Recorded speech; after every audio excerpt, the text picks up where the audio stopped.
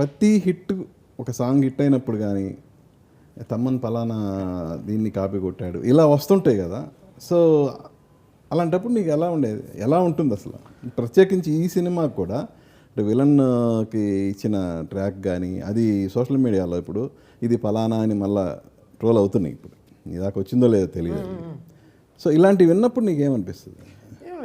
Getting inspired is something, but copy అనేది డైరెక్ట్గా జరగదండి. ఏదో చేసింది, but we always try to be refined and very new, because 99.9% we'll try to avoid. అలాంటివి ఏం జరగదు. See we get inspired a lot with so many things. చాలా inspire అవుతాం. అంటే మీరు చెప్పినట్టు 7 స్వరాలే ఉంటాయి, అవన్నీ okay, but to create something it's so many. అందరి దగ్గర అదే సాఫ్ట్వేర్లు ఉన్నాయి, అదే మ్యూజిక్లు ఉన్నాయి. కొన్ని అఫీషియల్గా వీ బై స్లైస్ నుంచి వీ అఫీషియల్లీ బై, కొన్ని అఫీషియల్ సైట్సే ఉన్నాయి వీ కెన్ బై మ్యూజిక్. అది ముందరే ఎవరైనా కొనేసి యూజ్ చేసేసుకోవచ్చు. సో అలా చాలా ఉంటాయి. ముందరే ఎప్పుడో యూజ్ చేసి ఉండొచ్చు, కొన్ని మా నాలెడ్జ్కి వచ్చి ఉండదు.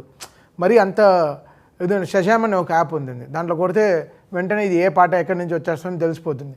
చిన్న రిజంబల్స్ ఇచ్చినా చెప్పేస్తుంది. సో మాకు కూడా జనాలు వాడే యాప్లే మా దగ్గర కూడా ఉన్నాయి. So we're very clear. ఇన్ని సినిమాలు చేస్తున్నప్పుడు, అది ఇంత పెద్ద సినిమాలు చేస్తున్నప్పుడు, ఇంత స్థాయి సినిమాలు చేసేటప్పుడు will also be extremely careful అండి. బట్ అది మరీ ఎక్కువ పట్టించుకోండి. Will move on with this.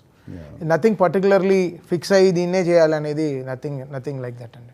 Yeah తెలుసు కదా. ఎస్, ఆల్రెడీ 2 సాంగ్స్ వచ్చినాయి, మంచి సూపర్ హిట్ అయిపోయింది. Thank you sir. అలాగే ఈరోజే ఇంకొక అనౌన్స్మెంట్ వచ్చింది, వరలక్ష్మి శరత్ కుమార్ గారు. అవునవును, అది అమ్మాయి కోసం డూయింగ్. చాలా క్యూట్గా ఒక స్క్రిప్ట్ తీసుకొచ్చి రైటర్స్ కూడా తమనే కావాలంటే లేదు అలా లేదు. చాలా బ్యూటిఫుల్ స్క్రిప్ట్ ఒకటి చేసుకుంది. ఇట్ వాస్ చాలా లాంగ్ టైమ్ కమిట్మెంట్. ఒక 1 year బ్యాకే we been talking about this.